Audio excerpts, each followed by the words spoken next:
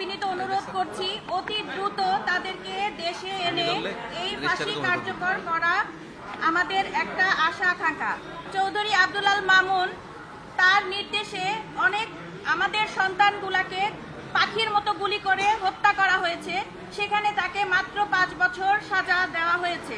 আমরা এই সাজা, আমি জারদাস পারভিন, শহীদ শফিকুদ্দিন আহমেদ আহনাফের মা, আজকের আদালতে যে খুনি হাসিনার রায় হয়েছে এবং আসাদুজ্জামান কামালের রায় হয়েছে তাদের ফাঁসি কার্যকর, সেটা আমরা সরকারের কাছে বিনীত অনুরোধ করছি অতি দ্রুত তাদেরকে দেশে এনে এই ফাঁসি কার্যকর করা আমাদের একটা আশা আকাঙ্ক্ষা।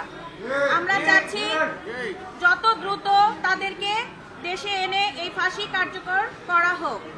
এবং এত ম্যাসাকার হয়েছে যেখানে চৌধুরী আব্দুল আল মামুন তার নির্দেশে অনেক আমাদের সন্তানগুলাকে পাখির মতো গুলি করে হত্যা করা হয়েছে, সেখানে তাকে মাত্র 5 বছর সাজা দেওয়া হয়েছে। আমরা এই সাজা শহীদ পরিবার এবং আহতরা গ্রহণ করছি না। আমরা চাই তাকে সরকারের নিকট আমাদের বিনীত অনুরোধ, তাকে আবার বিবেচনা করে তাকে যাবজ্জীবন মানে অন্তত পক্ষে তাকে যাবজ্জীবন কারাদণ্ড দেওয়ার জন্য অনুরোধ জানাচ্ছি। ধন্যবাদ। সব মশার বিরুদ্ধে সুরক্ষা দিতে এলো বসুন্ধরা এক্সট্রিম অ্যারোসল, মশার বিরুদ্ধে এক্সট্রিম সুরক্ষা।